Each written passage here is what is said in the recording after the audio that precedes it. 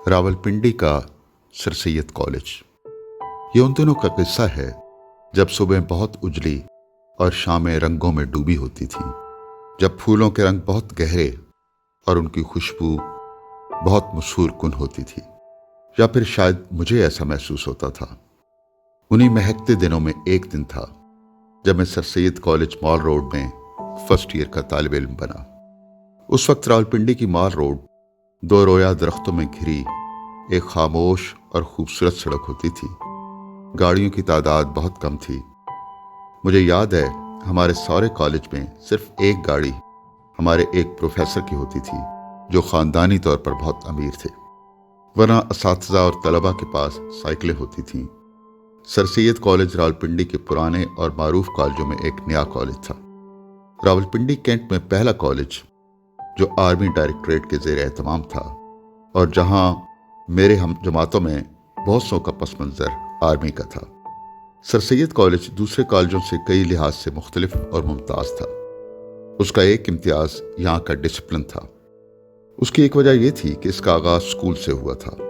یہ غالباً 1958 کی بات ہے جب سر سید اسکول کی بنیاد رکھی گئی، اور یہ بہت جلد اپنے تعلیمی ماحول، اعلیٰ معیار اور ہم نصابی سرگرمیوں کی وجہ سے ایک برانڈ نیم بن گیا۔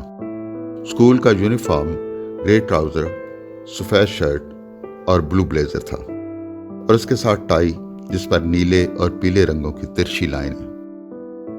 1968 میں یہاں انٹرمیڈیٹ کی کلاسز کا آغاز ہوا، لیکن کالج بن کر بھی اس کا مجموعی مزاج ایک اسکول کا تھا، اور ہمیں اسی چیز کی شکایت تھی۔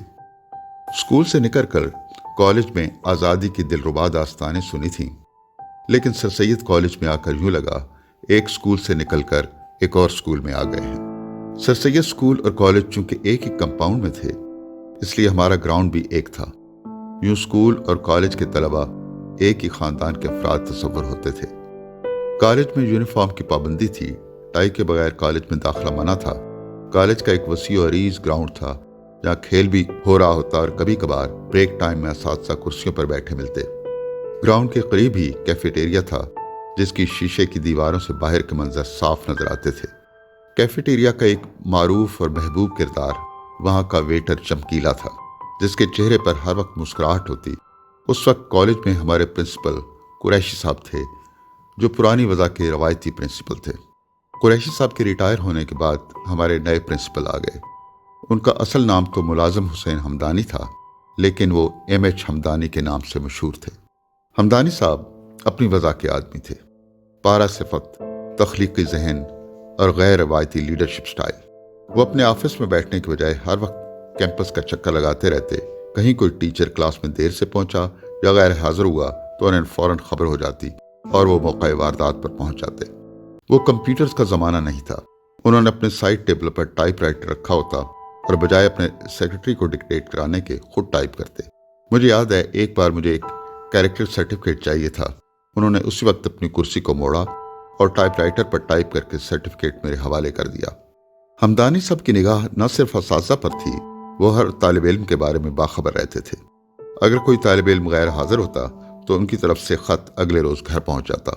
اس وقت تو ان پر بہت غصہ آتا تھا، لیکن اب اس بات کو تقریباً نصف صدی گزر چکی ہے، اور حمدانی صاحب کو اس دنیا سے رخصت ہوئے بھی ایک عرصہ ہوا، تو مجھے حمدانی صاحب کی محنت اور خلوص کی یاد آتی ہے۔ اللہ ان کے درجات بلند کرے اور ان کی قبر کو روشن کرے۔ حمدانی صاحب کے آنے سے سر سید کالج کے کلچر میں ایک جوہری تبدیلی آئی، جس میں پرنسپل، اساتذہ اور طلباء کے درمیان ایک انٹریکشن کا آغاز ہوا۔ انہوں نے اس کے لیے ایک پلیٹ فارم مہیا کیا، اور یہ پلیٹ فارم دی رپورٹر تھا۔ یہ انگریزی اور اردو کا ایک ماہنامہ تھا جس میں طلباء کھل کر اپنے خیالات کا اظہار کرتے۔ ان دنوں میں یقیناً یہ ایک تخلیقی اور جرأت آمیز کاوش تھی۔ اس کے علاوہ کالج کا سالانہ میگزین سر سیدین تھا، جس میں طلباء اور اساتذہ کے مضامین شائع ہوتے۔ بعد میں ہمارے اردو کے استاد اور معروف افسانہ نگار رشید امجد صاحب نے پروفیسر فاروق علی کی معاونت سے سر سیدین کے پاکستانی ادب کے ضخیم اور وقی نمبر شائع کیے، جو اسکالرز کے لیے بھی ایک ریفرنس کی حیثیت رکھتے ہیں۔ کالج کے وائس پرنسپل جمیل ملک صاحب تھے۔ ان کا شمار ملک کے ممتاز شعراء میں ہوتا تھا۔ وہ کئی کتابوں کے مصنف تھے۔ آج مرحوم کو یاد کر رہا ہوں تو ان کا ایک شعر یاد آ رہا ہے: پیچ در پیچ سلسلے دل کے، مجھے اس کی اسے کسی کی تلاش۔ کالج کا مین گیٹ مال روڈ کی طرف کھلتا تھا۔ گیٹ کے سامنے کچھ خالی جگہ تھی اور پھر ایک ریلنگ جو کالج اور مال روڈ کے درمیان حد فاصل تھی۔ سر سید کالج کے طلباء کا اس زمانے میں خاص ٹھکانہ یہی ریلنگ تھی، جس پر ہم کبھی بیٹھا کرتے، کبھی اس کے سہارے کھڑے ہو کر گپ شپ لگاتے۔ مال روڈ کی دوسری طرف اسٹیٹ بینک کی عمارت تھی، جس کے احاطے میں سرخ لوبیا کی چاٹ کی ایک ریڑھی تھی۔ اس چاٹ میں کوئی خاص بات ضرور تھی کہ وہاں گاہکوں کا ہجوم رہتا تھا۔ سر سید کالج اپنے حجم میں ایک مختصر سا کالج تھا، لیکن قومی زندگی میں اس کا وقوع کردار تھا۔ سر سید کالج کی خاص بات یہ تھی کہ اس کی فیس عام تعلیمی اداروں جیسی تھی اور خاص و عام کے بچے بغیر کسی تفریق کے یہاں تعلیم حاصل کرتے تھے۔ تعلیم کے ساتھ ساتھ تربیت پر زور دیا جاتا۔ یہی وجہ ہے کہ یہاں سے فارغ التحصیل طلباء قومی زندگی کے ہر شعبے میں اپنا کردار ادا کر رہے ہیں۔ ملٹری اور سول بیوروکریسی میں سینکڑوں کی تعداد میں یہاں سے فارغ التحصیل طلباء اعلیٰ عہدوں پر فائز ہیں۔ اسی طرح سپریم کورٹ اور ہائی کورٹ کے جج صاحبان میں بھی سر سید اسکول اور کالج کے فارغ التحصیل طلباء شامل ہیں۔ ایک وقت میں 5 یونیورسٹیوں کے وائس چانسلر کا تعلق سر سید اسکول اور کالج سے رہا ہے۔ پچھلے دنوں ان وائس چانسلرز کو اپنی مادر علمی میں مدعو کیا گیا۔ اس سلسلے میں مجھے بھی دعوت ملی۔ تقریب کا اہتمام ایک ہال میں کیا گیا تھا۔ یہ ہال اس وقت نہیں تھا جب میں یہاں پڑھا کرتا تھا۔ ہال میں کالج کے طلباء اور اساتذہ موجود تھے۔ وائس چانسلرز اپنے خیالات کا اظہار کر رہے تھے۔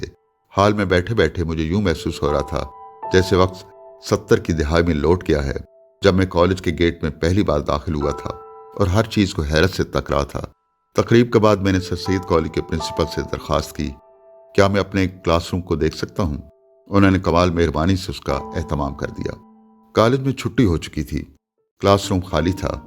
میں جا کر اس بینچ پر بیٹھ گیا جہاں سے 4 دہائیاں پہلے بیٹھا کرتا تھا۔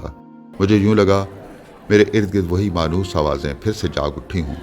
میں بینچ سے اٹھ کر شیشے کی بڑی کھڑکی سے نیچے جھانکتا ہوں، جہاں سے کالج کا مختصر سا لان نظر آتا ہے، جس میں سبز گھاس ہے اور کیاریوں میں پھول کھلے ہیں۔ واپسی پر میں سلان میں جاتا ہوں اور پھولوں کی کیاریوں کے پاس بیٹھ جاتا ہوں۔ کیاریوں میں ویسے ہی پھول کھلے ہیں جیسے میرے کالج کے دنوں میں کھلتے تھے، لیکن آج ان پھولوں کے رنگ نہ تو اتنے گہرے تھے، نہ ہی ان کی خوشبو اتنی مسحور کن تھی، یا پھر شاید مجھے ایسا لگا تھا۔